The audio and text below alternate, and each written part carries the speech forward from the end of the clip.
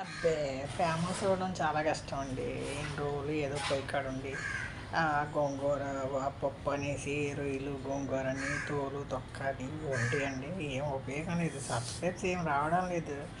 మనం కూడా ఏదన్నా వర్క్ ఎట్ హోమ్ లాంటిది ఏమన్నా ప్రమోషన్ చేసి నలుగురితో తిట్లు తిట్టే ఏమన్నా ఫేమస్ అవుతామేమో అని ఆలోచిస్తున్నాను, కానీ ఏం రావడం లేదు.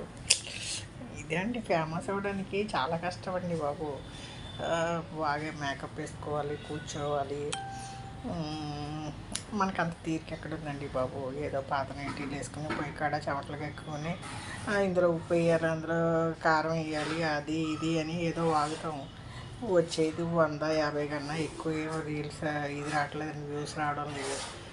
ఎన్ని సంవత్సరాలు కొట్టుకుంటామండి. కొట్టుకొని ఏదన్నా ఇలాగే స్కామ్లో ఏదన్నా ఇరుక్కుంటే అందరూ పలానా ఛానల్ అని తెలిసి ఏమన్నా సబ్స్క్రైబ్స్ వస్తారేమోననేసి చూస్తున్నానండి. ఎవరో ప్రమోషన్స్ అవన్నీ చేయకూడదులేండి. ప్రమోషన్స్ ఏమి వద్దు, కానీ కొంచెం వ్యూస్ పెరిగితే బాగుంటుందండి.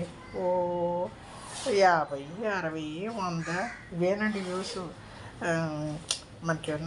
ఏమైనా ఆనందాన్ని ఇస్తామంటే అది లేదండి. మనం కష్టపడ్డ టయానికి కూడా యూస్లెస్ అండి. దీని మీద ఇక మీదటండి మనం వీడియో తీసేది కొంచెం పద్ధతి మార్చుకుందామండి. మనం కూడా ఇదిగో మన చెట్టు మీదకి చిలకలు వచ్చాయి, మన రోడ్లో ఆవులు వచ్చాయి, మన డాబా పైకి వడ్లు ఇచ్చారు, పలానా వాళ్ళు వడ్లు ఇచ్చారు మన చిలకలకి. ఈరోజు నేను కారులో అక్కడికి వెళ్తున్నాను, ఇలా ఇలా చేద్దామని అనుకుంటున్నానండి. మా ఎలాగో ఇంటి ముందు వేప చెట్టు ఉంది, దాని మీదకి వచ్చిన చిలకలు పిట్టలకి కాసిన రేషన్ బియ్యం ఉన్నాయి వేస్తే ఈరోజు వచ్చిపోతూ ఉంటాయి. రేణికి నుంచి పావురాలు ఉన్నాయిలేండి, ఆ పర్ల మీద పావురాలు పెట్టి సన్ సైడ్ మీద అది చూపిస్తా.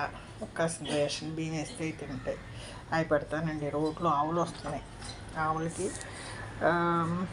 మిగిలిపోయిన కూరగాయల తొక్కలు, ఆ తర్వాత మనం ఇది ఉంటుంది కండి, పప్పు నీళ్ళు, బియ్యం నీళ్ళు, ఇడ్లీలు, అన్నం మిగిలిపోతే బకెట్లు వేస్తే వస్తున్నాయి.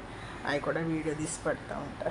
కొంచెం నేర్చుకోవాలండి. మరి ఒకేలా వీడియో తీస్తే అందరికీ బోరు కదండి. చిలకలు, ఆవులు, తోలు, తొక్క ఇవన్నీ చూపిస్తా.